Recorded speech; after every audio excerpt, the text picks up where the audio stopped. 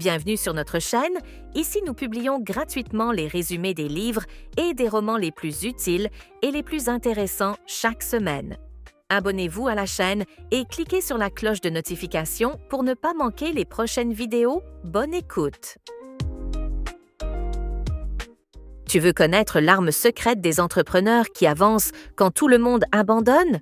Ce n'est ni l'argent, ni les contacts, mais un outil que tu utilises déjà chaque seconde, tes pensées. Aujourd'hui, on plonge dans l'un des livres les plus sous-estimés du développement entrepreneurial. L'homme est le reflet de ses pensées de James Allen.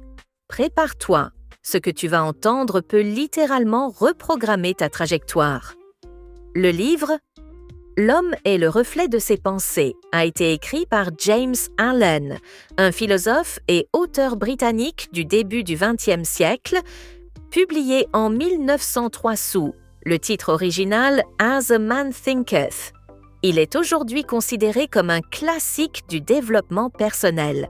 Ce livre explore l'idée que nos pensées façonnent directement notre caractère, nos actions et notre destinée. Introduction.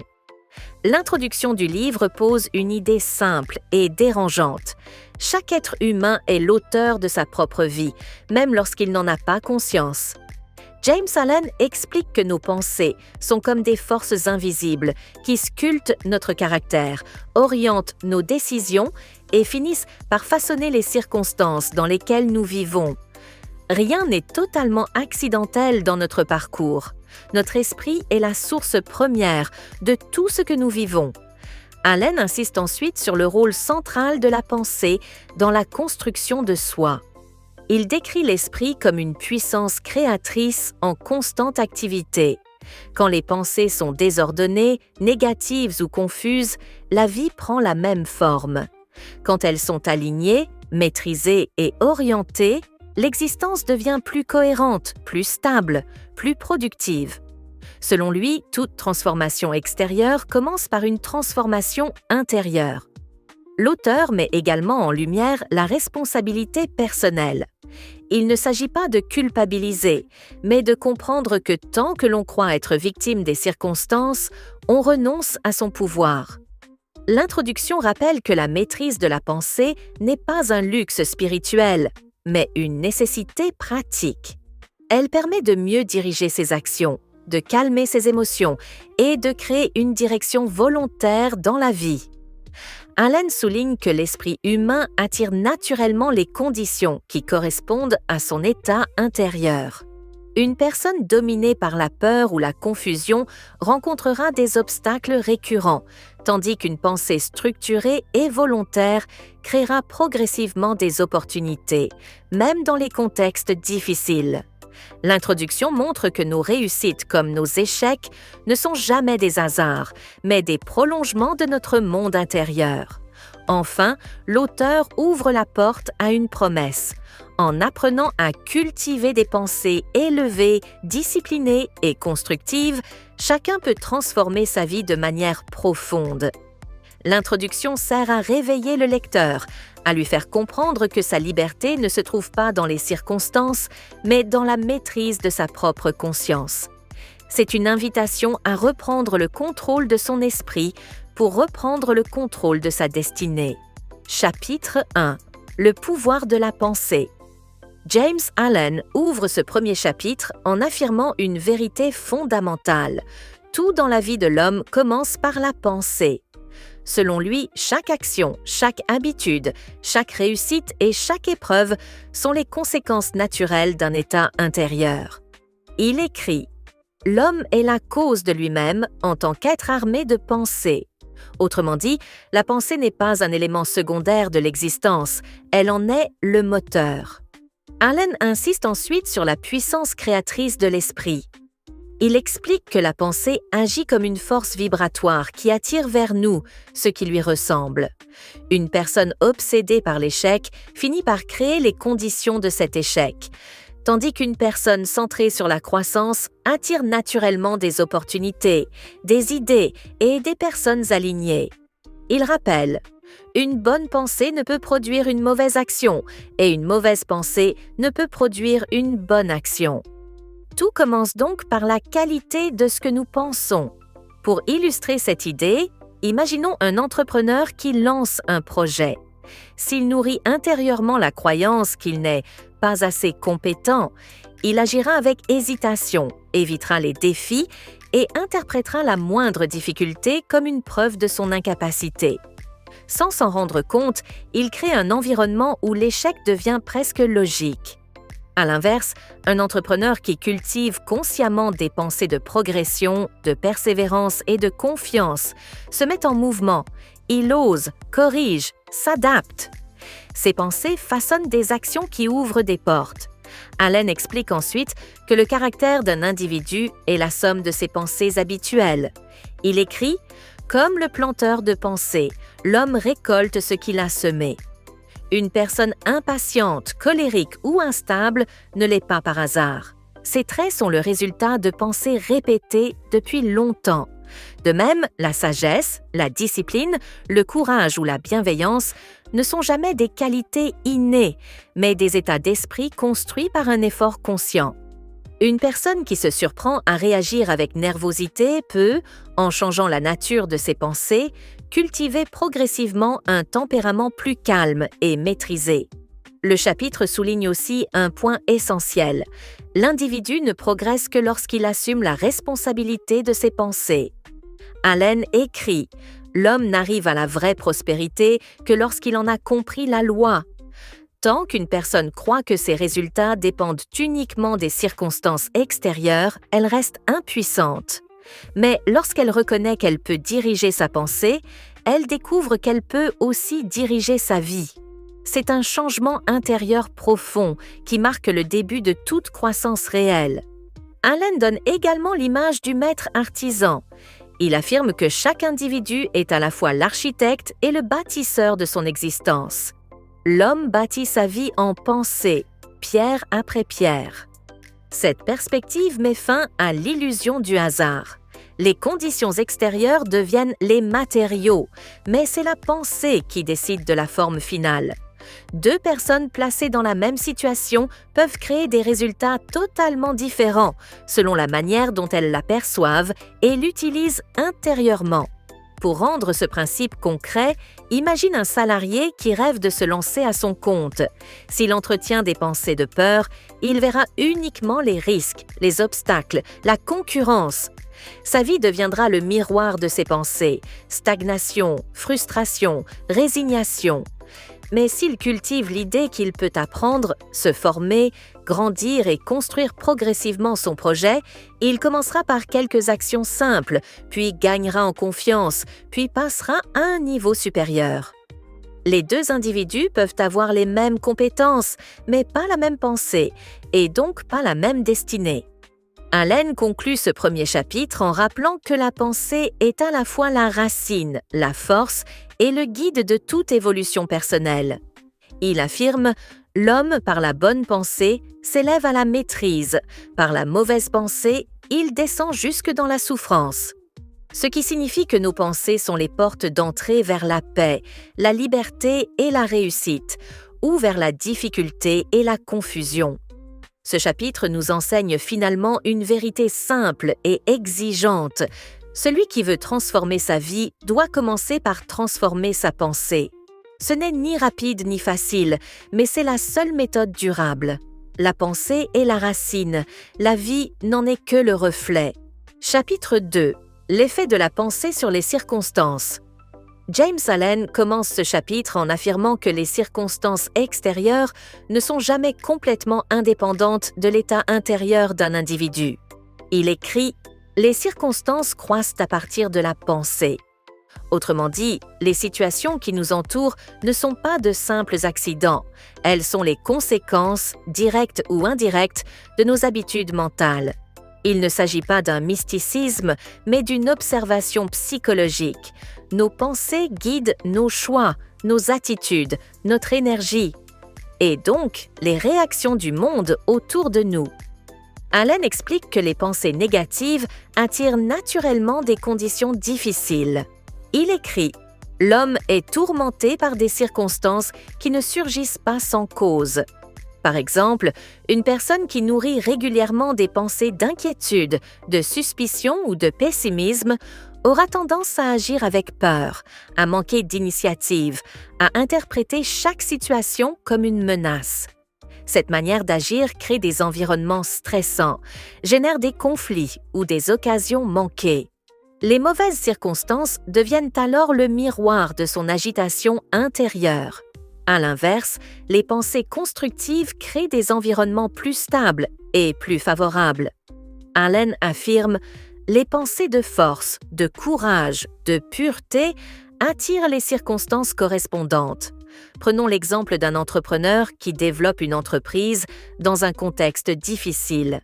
S'il entretient intérieurement la conviction qu'il peut apprendre, s'adapter et progresser, il verra des opportunités là où d'autres voient des blocages.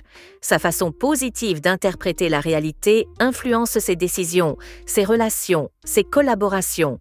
Les circonstances se mettent alors en mouvement autour de sa vision intérieure. Allen insiste ensuite sur une idée souvent mal comprise. L'homme ne choisit pas toujours ses circonstances, mais il choisit toujours ses pensées, et ce choix influence la manière dont il traverse ces circonstances.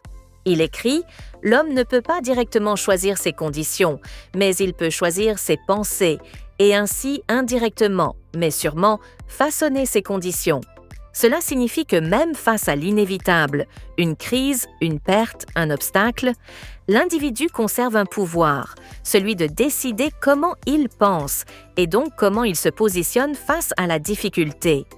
Pour illustrer ce point, imaginons deux personnes perdant leur emploi. La première nourrit la pensée « Je suis fini ». Cette pensée la paralyse, elle n'ose plus postuler, refuse les opportunités, se replie. Sa situation se dégrade. La seconde se dit « Cet événement m'oblige à évoluer ». Elle se forme, explore de nouvelles pistes, prend des initiatives. Très souvent, elle trouve une situation meilleure que la précédente. Le même événement produit des chemins totalement différents, car les pensées à la racine ne sont pas les mêmes.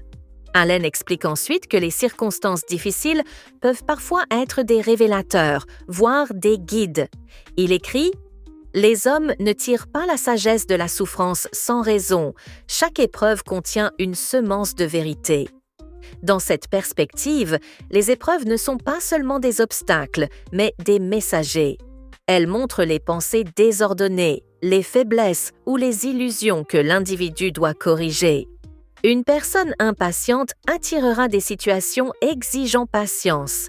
Une personne colérique attirera des conflits qui lui révèlent sa propre agressivité. Les circonstances deviennent des outils de croissance intérieure. Un autre point important du chapitre est la distinction qu'Allen fait entre les pensées souhaitées et les pensées réelles. Beaucoup de gens veulent le succès, mais entretiennent des pensées de peur, veulent la paix, mais nourrissent des pensées de ressentiment, veulent la liberté, mais cultivent la paresse. Il écrit « Les hommes attirent non pas ce qu'ils désirent, mais ce qu'ils sont. » Le monde extérieur ne répond pas à nos souhaits superficiels, mais à nos convictions profondes. C'est pourquoi la transformation doit commencer à la racine, dans la pensée. Allen conclut ce chapitre en affirmant que l'homme peut devenir le maître de ses circonstances en devenant maître de ses pensées. Ce n'est pas un changement instantané, mais une transformation progressive et volontaire. Il écrit « En traçant la ligne de ses pensées, l'homme trace la ligne de ses circonstances. » La pensée est une graine, les circonstances en sont le fruit. Ce chapitre nous rappelle que nous sommes plus responsables de notre vie que nous le croyons et plus capables de la transformer que nous l'imaginons. Les circonstances ne sont pas des chaînes, mais des résultats et parfois même des enseignements liés à notre monde intérieur. Chapitre 3. La pensée et la santé. James Allen ouvre ce chapitre en affirmant que l'esprit exerce une influence directe sur l'état du corps. Il écrit « Le corps est le serviteur de l'esprit ». Cette phrase signifie que nos pensées ne restent pas enfermées dans notre tête. Elles se traduisent en tension, en énergie, en attitude physique. Le corps reflète ce qui se passe intérieurement. Une pensée agitée crée un corps agité. Une pensée calme crée un corps paisible. Allen explique ensuite que les pensées négatives affaiblissent la santé physique. La maladie et la faiblesse trouvent leur origine dans des pensées négatives, écrit-il. Ce n'est pas une négation de la médecine, mais une observation psychologique. L'anxiété chronique, la colère répétée ou la peur constante épuisent les forces vitales. Elles contractent les muscles, troublent le sommeil, perturbent la digestion et réduisent la capacité d'action. Une personne obsédée par des soucis finit souvent par en ressentir les effets dans son corps. Pour illustrer cette idée, imaginons un entrepreneur sous pression qui rumine constamment l'échec.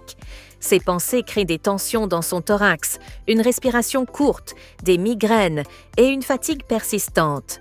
Son énergie baisse, sa créativité diminue, ses relations deviennent plus difficiles. Le problème ne vient pas uniquement de son agenda, mais de la manière dont il se parle intérieurement. Son corps s'adapte à ses pensées comme un miroir. À l'inverse, les pensées équilibrées, calmes et constructives favorisent la stabilité physique. Allen écrit « Des pensées heureuses et saines sont les sources d'un corps propre et vigoureux ». Il décrit l'esprit serein comme une source d'énergie qui circule librement dans le corps. Une personne qui entretient la gratitude, la patience, la joie simple ou la confiance ressent généralement plus de vivacité, moins de tension et une meilleure gestion du stress. Son corps répond à son état intérieur par une énergie plus stable. Allen insiste aussi sur la relation entre émotions internes et apparence extérieure.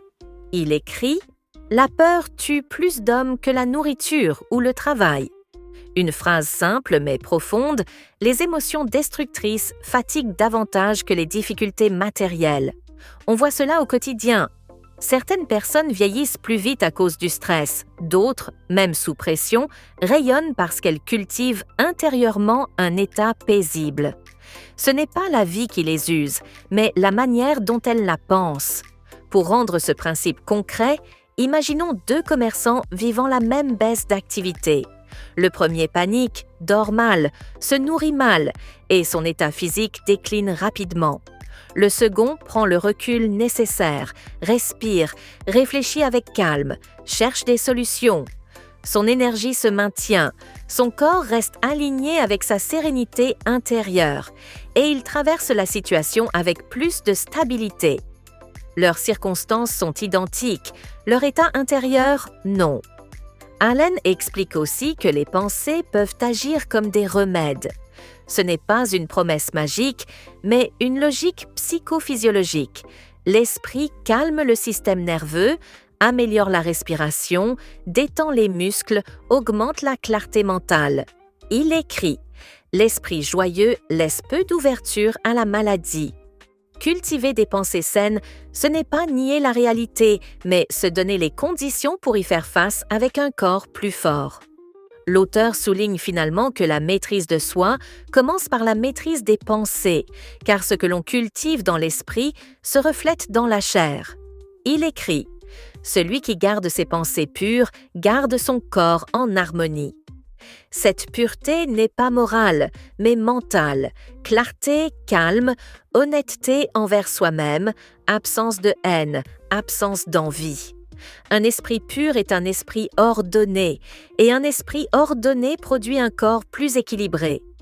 Le chapitre se conclut comme un appel à prendre soin de soi de l'intérieur. Allen nous rappelle que la santé ne se réduit pas au physique. Elle commence dans l'espace où naissent nos pensées. Changer l'esprit, c'est souvent alléger le corps. Chapitre 4. La pensée et le but. James Allen ouvre ce chapitre avec une idée essentielle. Le manque de but rend la pensée faible, dispersée et improductive. Il écrit « Celui qui n'a pas de but fixé ne peut jamais devenir maître de lui-même ». Selon lui, une pensée sans direction ressemble à un bateau sans gouvernail. Elle dérive au gré des circonstances, des émotions ou des influences extérieures. Le but donne une orientation, une stabilité et une puissance intérieure. Allen explique ensuite que la plupart des gens échouent, non par manque de capacité, mais par manque de direction. L'homme doit concevoir un but légitime et s'y consacrer avec constance, affirme-t-il. Le but agit comme un aimant mental. Il rassemble l'énergie, clarifie les décisions et élimine les actions inutiles. Sans but, même une personne talentueuse se perd dans l'agitation. Avec un but, même une personne ordinaire progresse avec force. Pour illustrer ce principe, imaginons quelqu'un qui veut réussir sa vie, mais n'a aucune idée précise de ce que cela signifie. Il change de projet tous les 3 mois, passe d'une idée à l'autre, se compare aux autres, doute et s'éparpille. Son énergie s'évapore. À l'inverse, imaginons une entrepreneur qui décide consciemment « Je veux créer un service qui aide 1000 personnes à améliorer leur santé ». Chaque choix devient plus simple. Elle sait ce qu'elle doit lire, apprendre, tester, améliorer. Son but filtre tout ce qui ne contribue pas à sa trajectoire. Allen insiste ensuite sur la nécessité d'un engagement sérieux. Il écrit « Une fois le but fixé, il doit être poursuivi avec détermination, sans laisser place à la peur ni au doute. » Il ne parle pas d'obstination aveugle, mais de persévérance mentale. Un but solide ne se réalise pas immédiatement. Il exige que l'esprit revienne sans cesse à son orientation initiale, malgré les obstacles et les retards. C'est cette fidélité intérieure qui transforme la pensée en réalité. Un passage important du chapitre affirme que les difficultés sont nécessaires et même utiles pour renforcer la pensée. Allen écrit « Les obstacles sont les amis de l'homme déterminé ». Cette phrase peut surprendre, mais elle reflète une vérité profonde. C'est en étant confronté à des résistances que l'individu fortifie son caractère, affine son organisation et renforce sa volonté. Sans opposition, le but ne prend jamais racine. Les difficultés sont les tests qui révèlent si l'objectif est vraiment important pour nous. Pour concrétiser cette idée, imaginons un porteur de projet qui se heurte à un refus bancaire pour financer son entreprise. La pensée faible abandonnera immédiatement. C'est impossible. Tout est contre moi. La pensée orientée cherchera une autre voie, financement participatif, investisseurs privés, réduction des coûts, prévente. Ce n'est pas la difficulté qui décide du résultat, mais la manière dont l'esprit réagit à cette difficulté. Le but, s'il est clair, inspire la créativité. Allen souligne ensuite que la concentration sur un but purifie la pensée. Lorsque l'homme se consacre à un but élevé, ses pensées deviennent plus ordonnées. Cela signifie que le but agit comme un tri naturel. Il éloigne les distractions, réduit les conflits internes et clarifie les priorités. Plus le but est noble et aligné, plus la pensée devient cohérente et disciplinée. C'est la pensée qui se renforce qui renforce ensuite l'action. Un autre élément essentiel du chapitre est l'appel à l'honnêteté. Allen écrit « Un but véritable doit être bon, car un but égoïste ou destructeur attire des conséquences destructrices. » Autrement dit, un but qui fait du tort aux autres finit toujours par se retourner contre celui qui le poursuit. En revanche, un but utile, bienveillant, créatif ou inspirant construit non seulement la réussite, mais aussi le caractère. Le but n'est pas seulement une destination, il est un moyen de se transformer. Pour clore le chapitre, Allen affirme que l'homme qui cultive un but clair et noble devient un être puissant. Celui qui se consacre à un but grand et juste s'élève à la maîtrise et à la sérénité. Le but crée une stabilité mentale rare. Il apaise les doutes, clarifie les émotions, renforce la volonté. La vie devient moins chaotique car elle s'organise autour d'une direction profonde. La pensée, devenue focus, devient force. Ce chapitre enseigne finalement que le but n'est pas un simple souhait, c'est une discipline intérieure. Choisir un but clair, s'y tenir, l'affiner, l'honorer jour après jour permet à la pensée de devenir un outil de création puissant. Sans but, la pensée se disperse. Avec un but, elle devient un levier de transformation. Chapitre 5. La réalisation du but dans la vie. James Allen ouvre ce chapitre en affirmant que toute réalisation durable commence par un but clairement défini, solidement tenu et patiemment poursuivi. Il écrit « Sans but, il n'y a pas d'accomplissement. Avec un but, tout devient possible. » Selon lui, un but est une vision intérieure qui, lorsqu'elle est nourrie avec persistance, finit par se matérialiser dans la vie. La réalisation extérieure n'est que la conséquence d'un engagement intérieur. Allen explique ensuite que la réalisation d'un but exige deux choses, la concentration et la persévérance. Celui qui garde son but devant lui comme une étoile immobile avancera malgré les tempêtes. Cela signifie que même lorsque la route semble longue, lorsque les résultats tardent ou lorsque les circonstances deviennent difficiles, l'individu doit continuer d'avancer, un pas après l'autre. C'est cette fidélité silencieuse qui transforme la vision en succès concret. Pour illustrer cette idée, imaginons une personne qui souhaite devenir écrivaine. Si elle écrit seulement lorsqu'elle est inspirée ou motivée, son projet n'avancera jamais. Mais si elle se fixe l'objectif clair d'écrire un livre et s'y tient chaque jour, même 10 minutes, elle finira par accumuler des pages, puis un chapitre, puis une œuvre complète. Le but devient réalité à travers la discipline de la pensée, pas à travers l'inspiration passagère. Allen poursuit en soulignant que les grands accomplissements sont souvent le résultat de pensées longuement mûries. Le calme et la patience sont des puissances silencieuses dans la réalisation de tout but. Dans une époque où tout le monde veut des résultats immédiats, Allen rappelle que le temps est un allié. Plus le but est noble, plus il demande de maturation intérieure.